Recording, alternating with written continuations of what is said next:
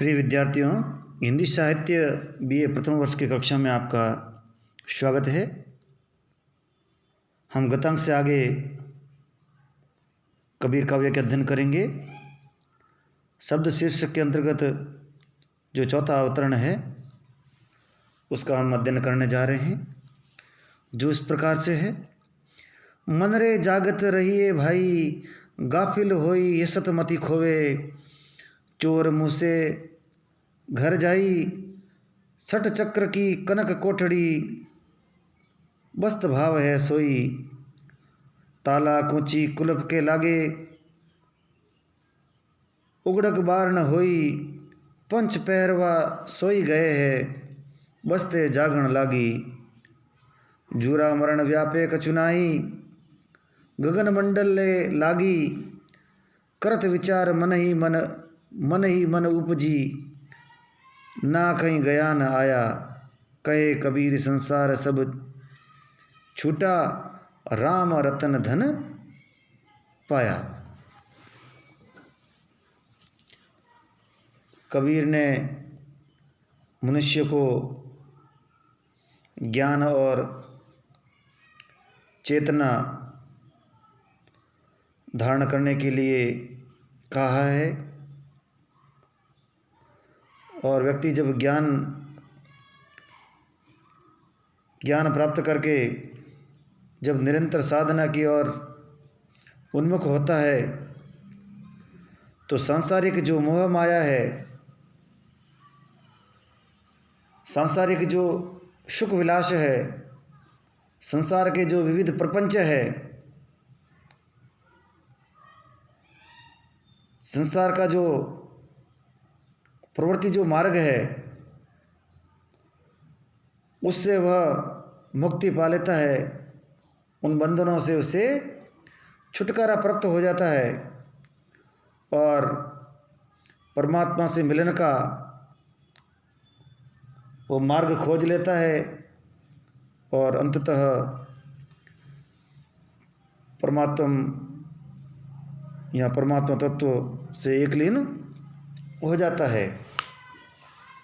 तो यहाँ कबीर जी अपने मन को और जो साधक है उनको कह रहे हैं, मन रे जागत रहिए भैया, कि मन को जागृत रखो, मन को प्रबोध रखो, कि जब जो मन है जब प्रबोध हो जाएगा, जब जागृत हो जाएगा, तभी वह परमात्मा की ओर उन्मुख होगा। और ये जो मनुष्य का जो जीवन है ये बड़ा ही अनमोल है। आगे कबीरदास जी इसी संदर्भ में कह रहे हैं, गाफिल का अर्थ होना बिल्कुल बेपरवाह हो जाना, लापरवाह हो जाना, असावधान हो जाना। और यदि अध्यात्म की शब्दावली में कहे तो चेतना शून्य हो जाना, ज्ञान विस्मृत हो जाना। गाफिल होई यसत, यसत का अर्थ यहाँ पर है अस्तित्व। मति खोवे यानी मत खोना। कबीरदास जी साधकों के मन को प्रबोध करते हुए कहते हैं कि हे मन, तुम सदा जागृत रहना, तुम सदा चैतन्य रहना, और असावधान होकर, चेतना शून्य होकर ये मनुष्य जन्म रूपी जो तुझे पूंजी मिली है इसको किसी प्रकार से मत खोना। कहते हैं कि मनुष्य का जो जीवन है बड़ा ही अमूल्य है। कई कोटि योनि जो विभिन्न जीवों की जो श्रेणियां हैं उनको पार करने के पश्चात ये अमूल्य मनुष्य जीवन प्राप्त को होता है। इसलिए मनुष्य जीवन रूपी, मनुष्य जन्म रूपी जो अनमोल पूंजी है इसको तो मत खोना, क्योंकि यही एक ऐसी योनि है, मनुष्य एक ऐसा जन्म है जिसमें जो जीव है उसे इस प्रकार का ज्ञान प्राप्त होता है, इस प्रकार की चेतना के उस स्तर पर पहुंच जाता है कि वह ये जान लेता है कि मुझे परमात्मा से परिचय प्राप्त करना है, मुझे मोक्ष प्राप्त करना है, मुझे ये जो बंधन है इन बंधनों से छूट जाना है। मनुष्य के अलावा किसी जीव में, भले ही वह कोई घोड़ा हो, कोई कीड़ा मकोड़ा हो, यहाँ तक कि विशाल प्राणी हाथी हो, उनमें वह चेतना का वह स्तर नहीं होता है कि वह ये जान पाए कि ये मेरा जो जन्म है वह परमात्मा की भक्ति के लिए हो या परमात्मा की साधना के लिए हो, और मैं इस जन्म को व्यर्थ नहीं गंवाऊँ और मैं मोक्ष को प्राप्त हो जाऊँ। जो मोक्ष की अवधारणा है, जो निर्वाण की अवधारणा है, मुक्ति की जो अवधारणा है, ये केवल मनुष्य जन्म में ही संभव है, क्योंकि चेतना का ये स्तर अन्य किसी जीव के लिए सुलभ नहीं है। तो इसलिए मनुष्य जन्म रूपी जो पूंजी है, अनमोल पूंजी है, उसको किसी प्रकार से मत खोना।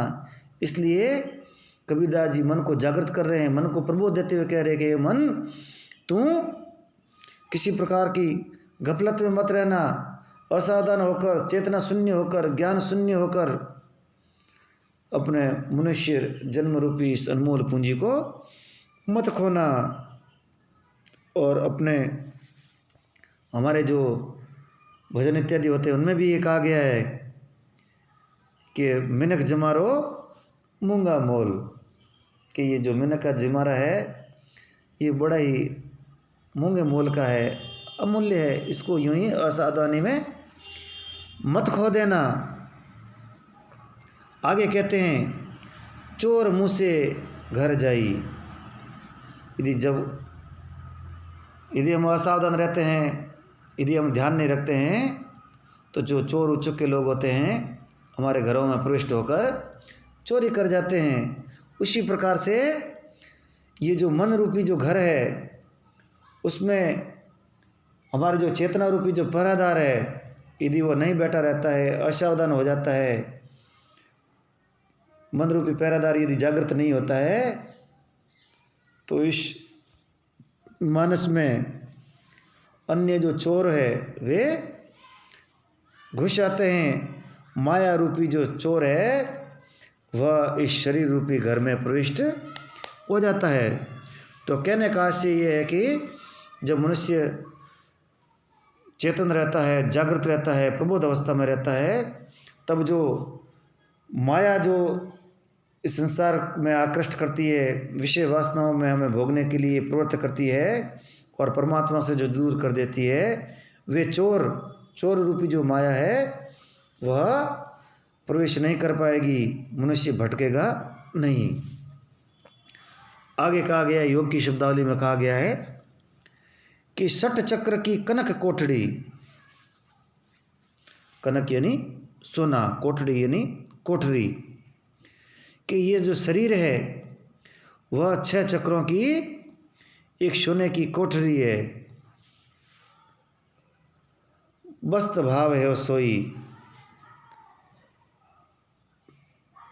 वस्त भाव यानी चैतन्य भाव होकर, चेतना से शून्य होकर वस्त भाव है सोई। ये हमारा जो शरीर है यह 6 चक्रों की बनी हुई एक सोने की कोठरी है,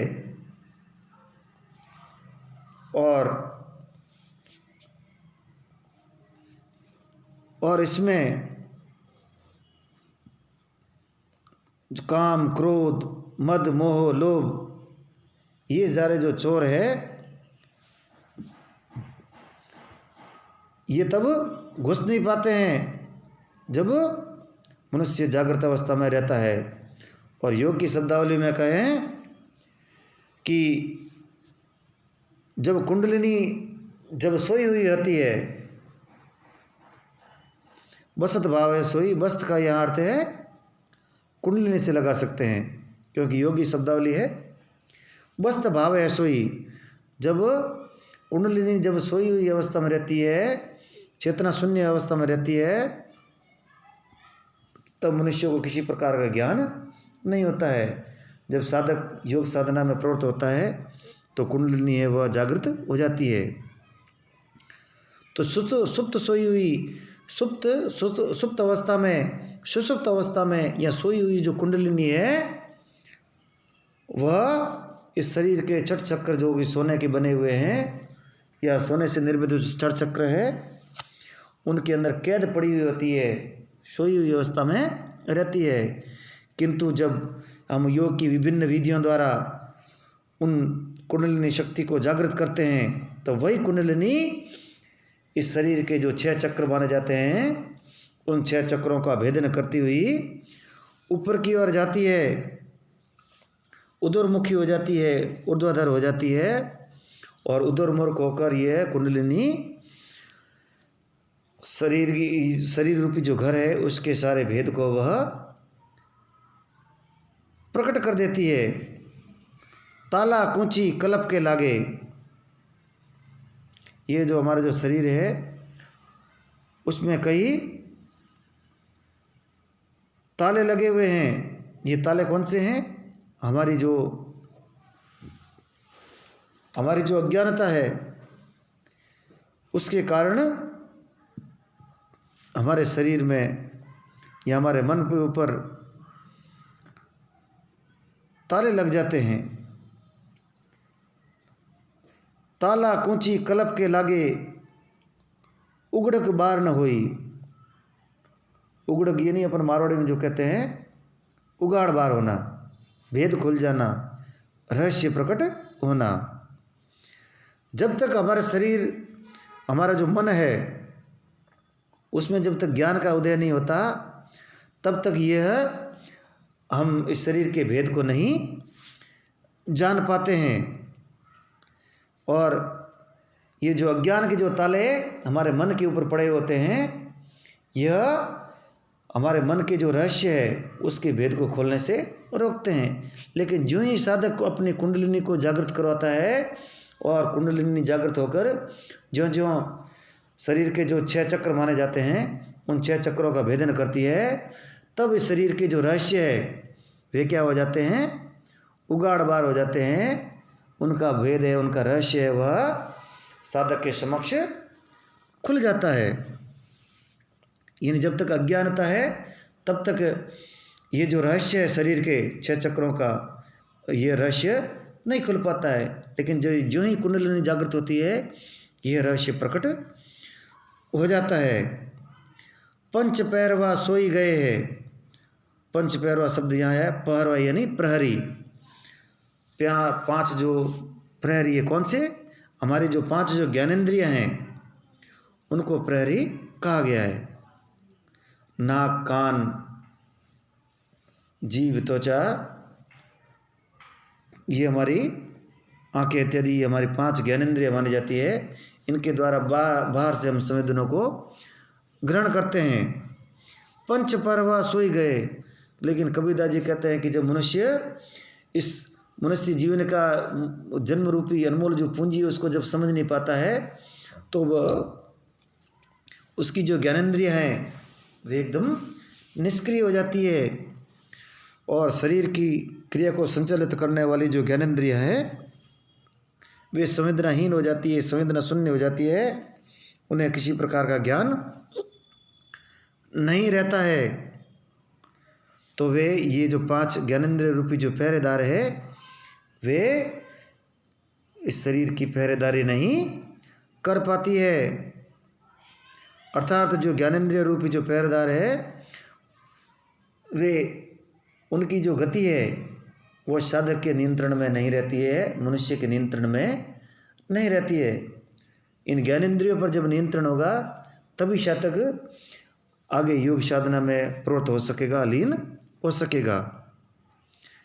पंच पारवा सोई गए हैं। 5 ज्ञानेंद्रिय रूपी जो पहरेदार है वे सो गए हैं। वसते जागण लागी। वसते का अर्थ है शुद्ध चैतन्य। और सोते ही जब कुंडलिनी जाग जाती है तब क्या होता है, वो शून्य की और जो कुंडलिनी है वह विभिन्न चक्रों का भेदन करते हुए अंत का जो स्तर है, जिसे शून्य अवस्था कहा जाता है, सहस्रार की स्थिति कहा जाता है, उसको वह प्राप्त हो जाती है। और वहाँ पर पहुँचने पर क्या होता है, जुरा मरण व्यापे कुछ नहीं। जुरा यानी बुढ़ापा, मरण यानी मृत्यु को प्राप्त हो जाना। और जब साधक विभिन्न चक्रों का भेदन करते हुए उस अपनी चेतना को शून्य अवस्था में पहुंचा देता है, शून्य मंडल में पहुंचा देता है, तब क्या होता है कि साधक को या योगी को किसी प्रकार के जन्म मरण बुढ़ापे का, बीमारी का किसी प्रकार का भय नहीं रहता है। वह परमात्मा से एकत्व को प्राप्त हो जाता है, अपने मन में ही उस परम तत्व की अनुभूति को प्राप्त कर लेता है और एक ऐसा अपरिभाषित आनंद प्राप्त कर लेता है जिसको शब्दों में व्यक्त नहीं किया जा सकता। तो कहने का आशय है कि साधक जब शून्य अवस्था में लीन हो जाता है, सहस्रार का जब भेदन कर लेता है, सहस्रार तक पहुंच जाता है, तब उसे किसी प्रकार का जन्म मरण बुढ़ापा इत्यादि या व्याधियों का भय नहीं रहता है। गगन मंडल ले गई। गगन मंडल यानी कबीरदास जी ने जो शून्य अवस्था है, या जो 6 चक्रों का भेदन करने के पश्चात जब ब्रह्मरंध्र में जो सहस्रार जिसे कहा जाता है, जो कमल के समान जिसकी स्थिति बताई गई है, जब वहाँ पर उसकी कुंडलिनी पहुँच जाती है तब उसे अपरिमित आनंद की प्राप्ति होती है, अमृत की प्राप्ति होती है। वो सारे जो कष्ट होते हैं उनसे दूर हो जाता है, जन्म मरण का उसे भय नहीं रहता है। गगन मंडल ले गई, यानी जब कुंडलिनी उस गगन मंडल में पहुंच जाती है, उस शून्य मंडल में पहुंच जाती है, तब साधक को किसी प्रकार का जन्म मरण का भय नहीं रहता है। करत विचार मन ही मन उपजी।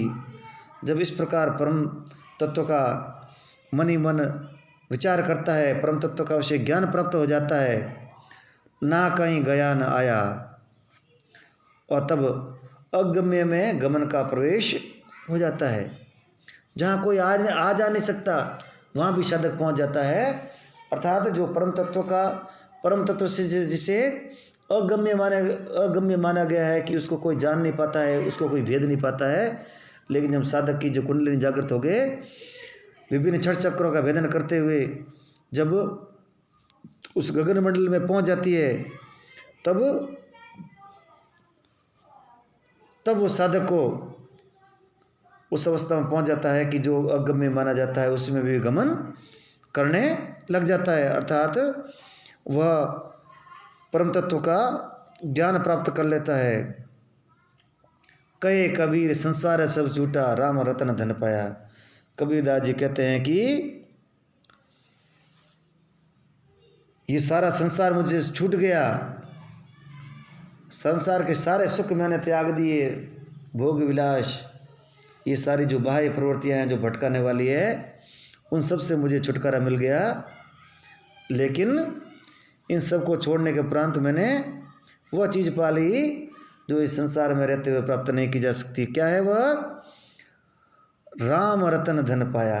राम रतन रूपी धन, जो अमूल्य धन माना गया है, राम रूपी अमूल्य जो धन है वो मैंने प्राप्त कर लिया है, और संसार के विषयों से मैं दूर हो गया हूँ। संसार मेरा छूट गया है और राम रूपी अमूल्य धन है वो मुझे प्राप्त हो गया है, और संसार का जो भ्रम है, जो संशय है, उससे मैं मुक्त हो गया हूँ। तो यहाँ पर योग साधना के द्वारा किस प्रकार साधक अपनी सोई हुई जो कुंडलिनी है उसको जागृत करके विभिन्न 6 चक्रों का भेदन करते हुए गगन मंडल में पहुंचकर परम तत्व के ज्ञान को प्राप्त कर लेता है, परम रहस्य को जान लेता है, उसको यहाँ पर बताया गया है। और ये कब संभव है? जब साधक इस संसार के जो मोह माया है, जो भटकाने वाले जो विषय है, और बाह्य आकर्षण वाले जो सुख है, उनसे मुक्त होकर जब वो अपने अंदर जाके अपने मन को प्रबोध करे, अपने मन को चैतन्य करे, बाह्य प्रवृत्ति को त्याग कर अंतर्मुखी प्रवृत्ति वाला बन जाए। तो यहाँ पर कबीरदास जी किस प्रकार आत्मा परमात्मा से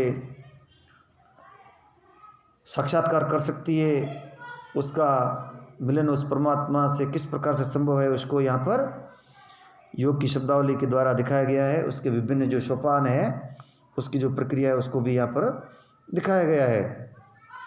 और साथ ही रहस्यवादी जो भावना है वो यहाँ पर प्रकट हुई है।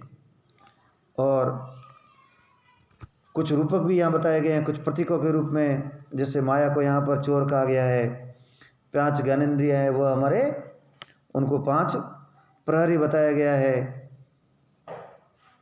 और इस प्रकार बड़ी सुंदर शब्दों में कबीरदास जी ने जो परमात्मा से किस प्रकार से साक्षात्कार किया जा सकता है, उसको दिखाने का उन्होंने प्रयास किया है। धन्यवाद।